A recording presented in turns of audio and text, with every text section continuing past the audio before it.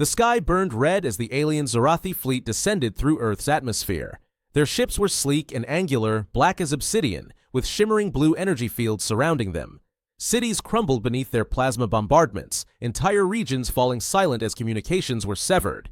It took the Xorathi less than 6 hours to dismantle Earth's primary defenses: orbital platforms, fighter squadrons, even the hastily assembled resistance fleets.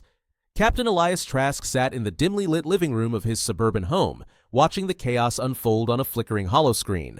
The broadcast from Earth's remaining command center was grim. General Marcus Langley, now the de facto leader of humanity's military forces, was addressing the world. "This is not the end," Langley said, his voice calm despite the panic evident in his eyes. "Humanity has endured before, and we will endure again. All remaining military personnel are ordered to regroup at designated fallback points. Civilians are advised to seek shelter immediately. We will fight. We will survive." The signal cut out abruptly, replaced by an alien face. The Xorathi were insectoid, their segmented exoskeletons gleaming under harsh light. The creature's eyes were multifaceted, cold, and unfeeling. Its mandibles clicked as it spoke through a translator. "Humans of Earth," it began, its voice metallic and sharp. "You are now subjects of the Xorathi Dominion. Surrender and submit, or face annihilation. Resistance is futile." Trask clenched his fists, his mind racing as the alien's message repeated on a loop. He'd spent his life in the military, commanding fleets and devising strategies in simulations and conflicts against human adversaries. But after years of war, he'd retired, seeking peace in the quiet suburbs. Now that peace was shattered, replaced by the grim reality of Earth's subjugation. The sharp knock at his door pulled him from his thoughts. Trask opened it to find a young officer in a tattered uniform, his face streaked with dirt and soot. "Captain Elias Trask?" the officer asked, his voice tinged with desperation. "That's me," Trask replied, though the title felt foreign after so many years. "You've been reactivated. General Langley is assembling a team at the Eastern Command bunker." "Sir, we need you." Trask hesitated. The weight of what was being asked settled heavily on his shoulders. He'd seen enough war to know what this would cost, not just him, but everyone. And yet, he couldn't ignore the call. "Give me 5 minutes," he said. The officer nodded, relief washing over his face. As Trask packed, he glanced at an old photograph on the mantel, a younger version of himself in uniform surrounded by his former crew. They'd trusted him with their lives, and he'd never let them down. Now the stakes were even higher. By the time he stepped outside, the officer was waiting beside a battered military transport. Trask climbed aboard, his resolve hardening as the vehicle sped toward the Eastern Command bunker. The Xorathi thought Earth was broken. They thought humanity was weak. Trask intended to prove them wrong. The Eastern Command bunker was a fortress buried deep beneath the Appalachian Mountains. Thick steel walls lined the hallways, the air heavy with the hum of emergency generators. Once bustling with thousands of personnel, it now housed only a skeleton crew, their faces pale and drawn. The bunker smelled of stale air and fear. Captain Elias Trask stepped into the central command room, where a large holographic display of Earth rotated slowly above a circular table. Red markers blinked across the map, each one representing a Xorathi landing zone. The sheer scale of the invasion was overwhelming. General Marcus Langley stood at the head of the table, his uniform crisp despite the chaos. His piercing eyes locked onto Trask as he entered. "Trask," Langley said, extending a hand, "glad you could make it." "I didn't have much of a choice," Trask replied, shaking the general's hand. "What's the situation?" Langley gestured toward the hologram. "The Xorathi have established control over our major cities and industrial hubs. They've disabled our satellite network and taken out most of our orbital defenses. Our fleets, well, what's left of them is scattered and ineffective." Trask studied the map, his eyes narrowing. "They're moving fast, too fast. It's not just about control, they're trying to break us completely. Psychological warfare." "Exactly," Langley said. "They're broadcasting their message of domination nonstop. People are panicking. Civilians are either fleeing to the countryside or being rounded up by the Xorathi. We've lost nearly all communications with Europe and Asia." Trask frowned. "And our countermeasures?" Langley sighed. "We've got scattered resistance forces, but they're disorganized. Most of our leadership was wiped out in the first wave. We're outnumbered, outgunned, and outclassed. Conventional warfare is suicide." Trask tapped the table, his mind already racing. "Conventional warfare won't work, but the Xorathi have weaknesses. Every empire does." Langley raised an eyebrow. Go on. They're an advanced species. They rely on precision, order, and efficiency, but that also makes them rigid. If we disrupt their supply lines, their command structure, we can force them to make mistakes. Guerrilla warfare, sabotage, misinformation, that's how we fight back. A younger officer standing near the back of the room stepped forward. His face was lined with doubt. With all due respect, Captain, that sounds like a long shot. They've already won the ground game and their fleet dominates the skies. How do you propose we even start? Trask turned to him, his voice steady. By using what they don't understand. Us. Humans don't fight like they do. We're adaptable, unpredictable, and we fight with our backs against the wall. That's our advantage. Langley nodded slowly. What's your plan, Trask? We split our forces into small mobile units. They'll hit key targets, supply depots, communication hubs, and their ground command posts. We'll feed them false intel, make them chase shadows, and draw them into traps. Every time they think they've won, we'll strike somewhere else. Langley leaned forward, studying Trask intently. And the fleet?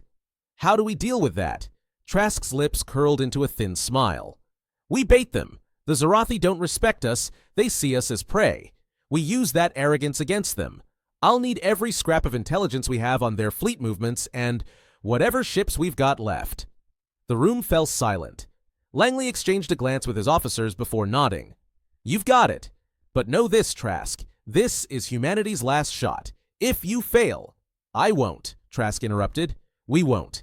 Get me the data and prepare the teams. The Xorathi think they've already won. Let's remind them what it means to fight humans. Langley's grim expression softened, just slightly. Godspeed, Captain.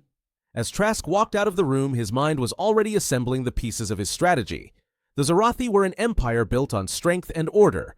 Trask was about to show them the power of chaos. The Xorathi Dominion prided itself on efficiency. Their occupation forces operated with the precision of a finely tuned machine. Resources were harvested, communication networks were established, and resistance was crushed with brutal swiftness. But Captain Elias Trask knew that even the most efficient machine had weak points, and he intended to find every one of them. In a hidden command center beneath the rubble of New Chicago, Trask and his newly formed resistance team pored over stolen intelligence reports.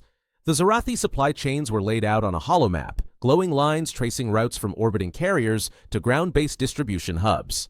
Here, Trask said, pointing to a cluster of supply depots near what had once been Denver.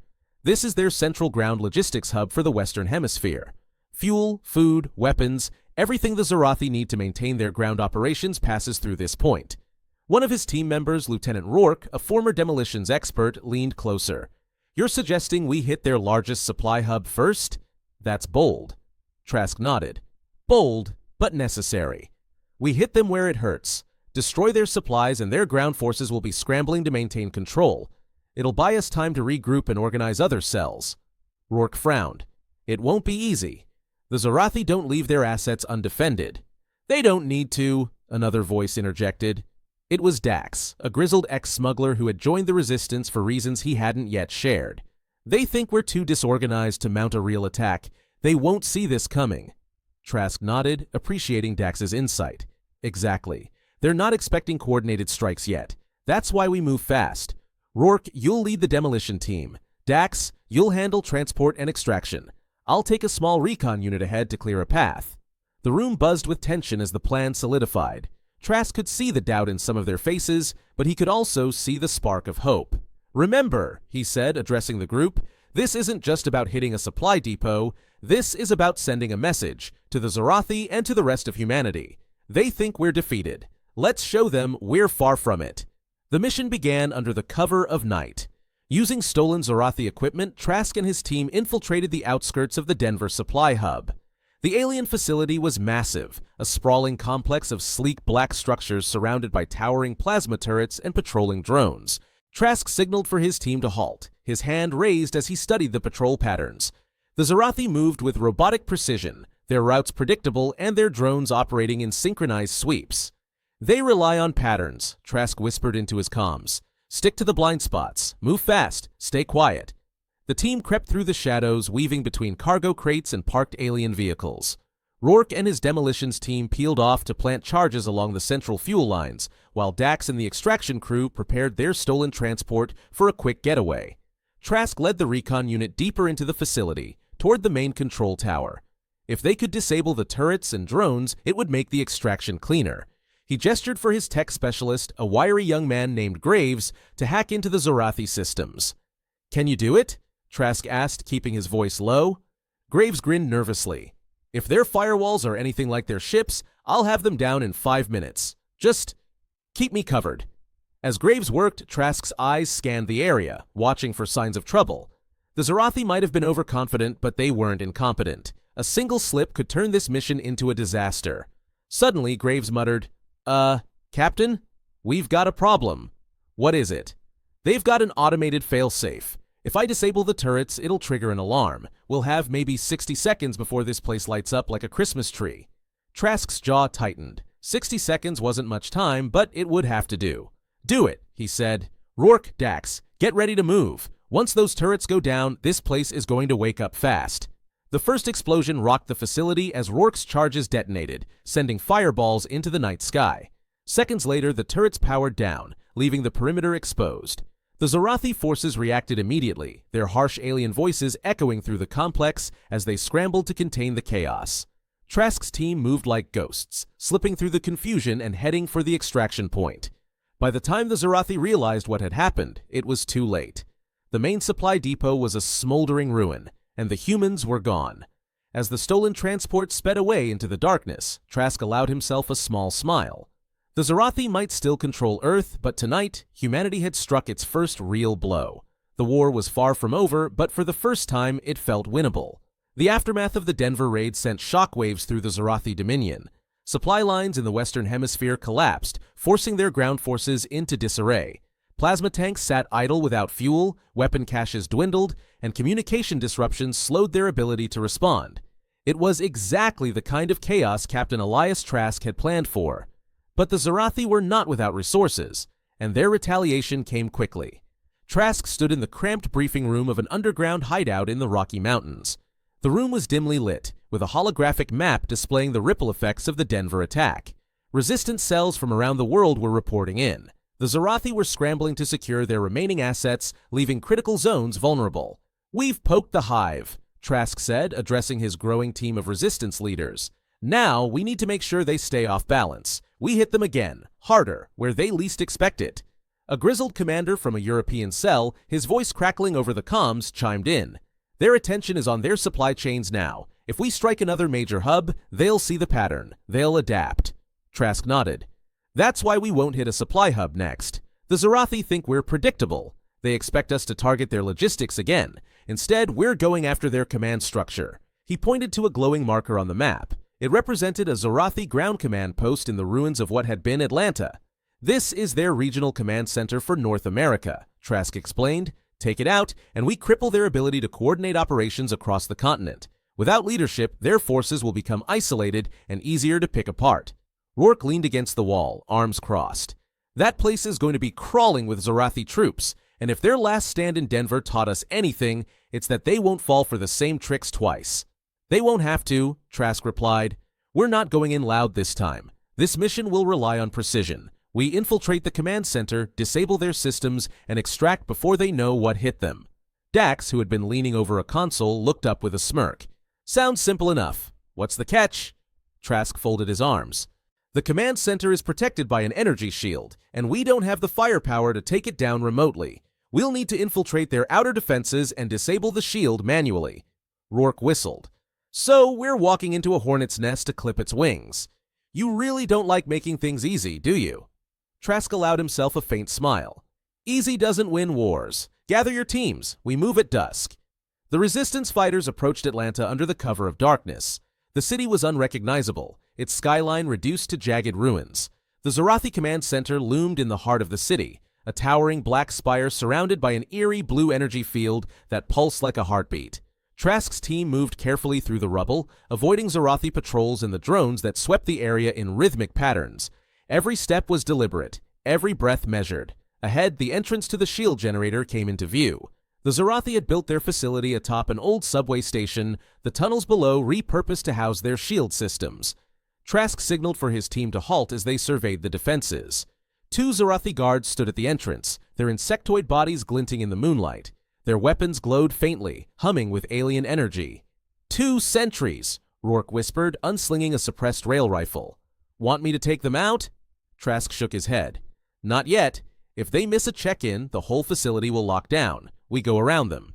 He gestured toward a collapsed section of the street nearby, where a jagged hole revealed part of the old subway tunnel. The team slipped through the breach, descending into the darkness below. The tunnels were a labyrinth of debris and alien machinery, the air thick with the hum of the shield generator above. Trask led the way, his flashlight barely cutting through the gloom. The team moved silently, their footsteps muffled against the dust-covered floor. When they reached the generator room, Graves immediately got to work hacking into the system. The alien interface was complex, but he had spent weeks studying captured Xorathi tech. His fingers moved quickly across the console, bypassing layers of encryption. How long? Trask asked, keeping his rifle trained on the doorway. 5 minutes, Graves muttered. Make it 3, Trask replied. Suddenly, a sharp clicking sound echoed from the hallway outside. Trask's hand shot up, signaling for silence. The team froze, weapons raised. A Xorathi patrol appeared at the far end of the corridor, their glowing eyes scanning the darkness. Rourke, Trask whispered. On it, Rourke replied, lining up his shot. His suppressed rail rifle hissed, and one of the aliens crumpled silently to the ground. The second guard turned, but before it could react, Rourke's second shot found its mark. Graves exhaled sharply, his hands trembling as he returned to his work. You guys are cutting it close. That's the job, Trask said. The shield collapsed with a low hum, its energy field flickering before dissipating entirely. Above ground, the Xorathi command center was suddenly exposed, its defenses vulnerable. Shields down, Trask said into his comms. Extraction team, you're clear to move in. Hit them hard and fast. Explosions rocked the surface as the resistance launched their assault. Trask's team fought their way out of the tunnels, joining the chaos above. The Xorathi command center was in flames by the time Trask reached the surface. Resistance fighters swarmed the area, planting charges and taking down straggling Xorathi forces. Mission accomplished, Rourke said, grinning as he watched the tower collapse in a plume of smoke and fire. Trask didn't smile. He knew this was only the beginning. The Xorathi would respond, and next time they wouldn't be so careless. But for now, humanity had taken another step toward reclaiming Earth. The destruction of the Xorathi command center in Atlanta sent shockwaves across the region. With their leadership in disarray, the alien forces scattered, struggling to maintain control over the cities they had conquered. Resistance cells across North America seized the moment, launching coordinated strikes to liberate key areas. But the Xorathi weren't about to give up so easily. Trask knew their retaliation was inevitable and brutal. Inside the temporary resistance base deep in the Appalachian wilderness, Trask studied a grainy satellite feed of the Xorathi fleet in orbit.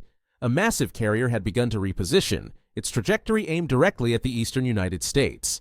It was clear the Xorathi intended to crush the uprising before it could spread any further. Their fleet's moving, said Graves, who had managed to hack into a captured Xorathi data node. Looks like they're bringing in reinforcements. If that carrier reaches orbit over Atlanta, they'll deploy an entire division of ground forces to retake the region. How long do we have? Trask asked, his voice calm despite the dire news. Maybe 12 hours, Graves replied. They're moving fast. Rourke slammed a fist onto the table. 12 hours? We just blew up their command center. There's no way we can hold Atlanta against an assault like that. Trask nodded. You're right, we can't, which is why we're not staying here. Dax raised an eyebrow. You want us to abandon the region? That'll kill morale. No, Trask said firmly. We're not abandoning it. We're making sure they can't take it back. He pointed at the map of the Xorathi carrier. Their fleet is their strength. If we take out that carrier, we cripple their ability to launch a full-scale counterattack. The room fell silent as everyone stared at the hologram. The Xorathi carrier was colossal, bristling with weapons and defended by a fleet of escorts. The thought of attacking it seemed like suicide. How do you plan to take down something that big? Rourke asked skeptically. Trask leaned forward, his expression hard. We've been collecting intel on their fleet operations for weeks.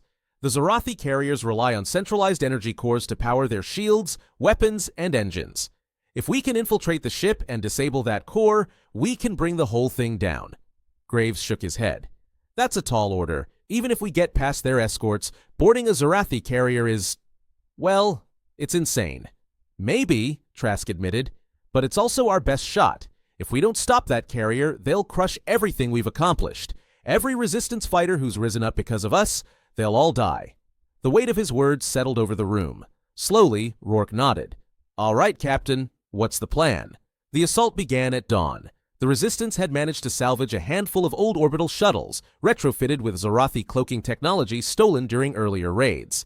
Trask's team launched from a hidden airstrip, slipping past the Xorathi escorts as they approached the carrier. Inside the cramped shuttle, the team sat in tense silence. Trask's voice broke through the comms. "This is it. Once we're inside, we'll split into 2 teams. Graves, Rourke, and I will head for the energy core. Dax, you'll lead the extraction team and keep our exit route secure. Stick to the plan, and we'll all get out of this alive." The shuttle shuddered as it docked with the carrier. The airlock hissed open, and the team stepped into the dim metallic corridors of the Xorathi ship.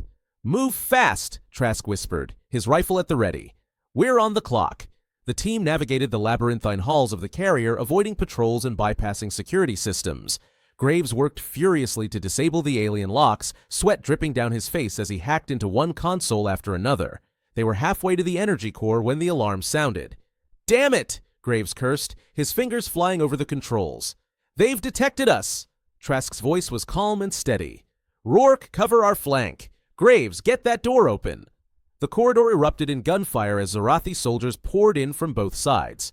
Rourke fired in controlled bursts, his rail rifle cutting through the aliens' ranks.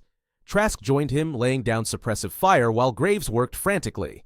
"Doors open!" Graves shouted. "Move!" Trask ordered. The team dashed through the doorway, slamming it shut behind them. The roar of Xorathi weapons echoed on the other side, but the thick blast door held. Ahead of them, the energy core pulsed with an eerie blue light. It was massive, suspended in a vertical chamber lined with glowing conduits. "This is it," Trask said. "Plant the charges."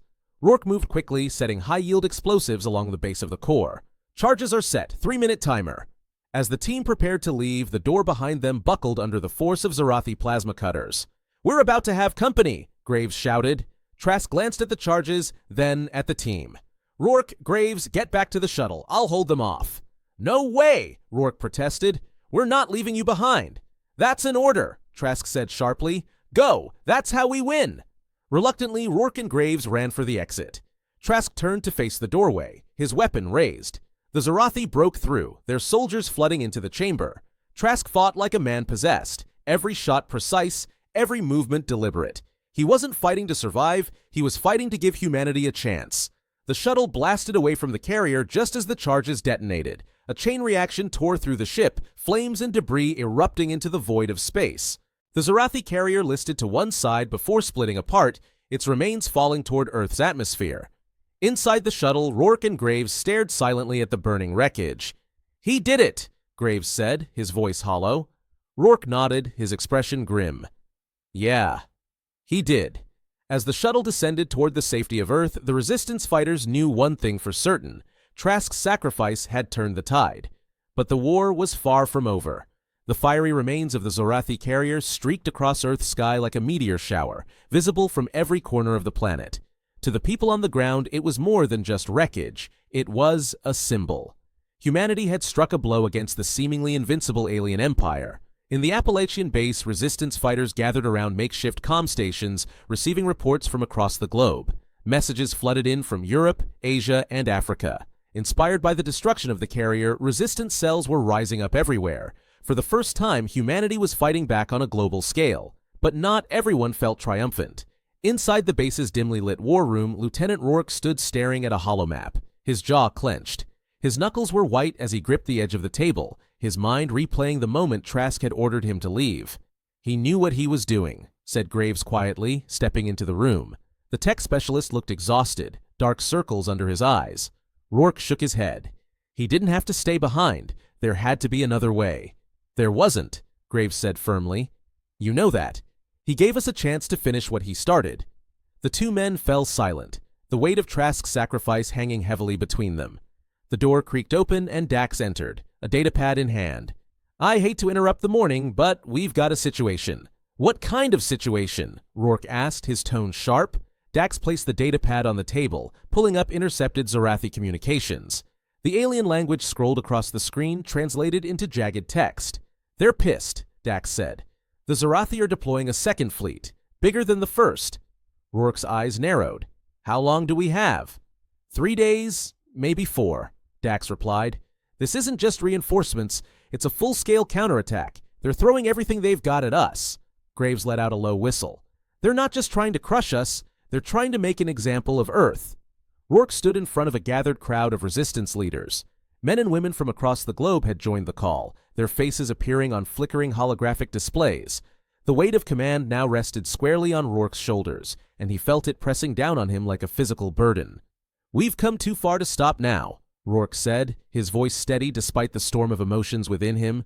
"The Xorathi think they can scare us into submission, but they don't understand humanity. They don't understand that every time they strike us down, we come back stronger." He paused, scanning the faces of the gathered leaders. "Trask showed us what's possible. He gave us hope. Now it's up to us to carry that forward. We've got 3 days to prepare for the biggest battle of this war. We'll fight in the air, on the ground, and in the shadows. And we'll show the Xorathi that Earth is not a prize they can take." The room erupted in cheers, the sound echoing through the bunker.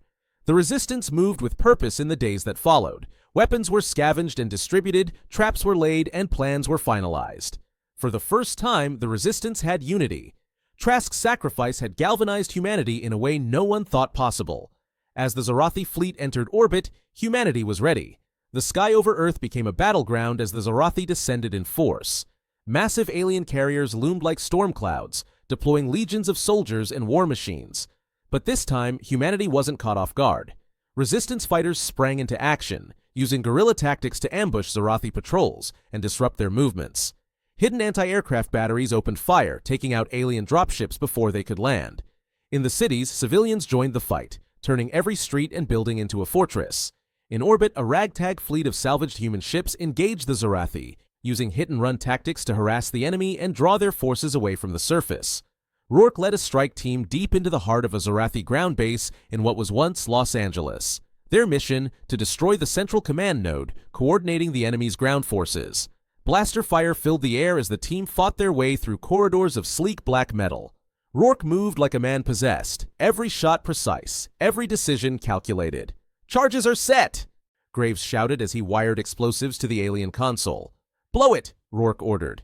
The explosion tore through the base, and the Xorathi forces on the ground suddenly faltered, their cohesion shattered. Across the region, resistance fighters pushed forward, taking advantage of the confusion. By the end of the day, the tide of battle had shifted. The Xorathi fleet, crippled by coordinated strikes, began to retreat. Humanity had done the impossible. They had forced the Xorathi to withdraw. In the aftermath of the battle, the resistance gathered to celebrate their victory. Fires burned in the night, not of destruction, but of hope and renewal. Rourke stood apart from the crowd, staring up at the stars. He thought of Trask, the man who had sparked the fire that now burned across the planet. "We did it," Rourke said quietly, as if speaking to his fallen friend. "But this is just the beginning." Above him, the stars seemed to shine brighter, as if the universe itself was acknowledging humanity's resilience. The Xorathi had come to conquer Earth, but they had underestimated the one thing they couldn't break: humanity's spirit.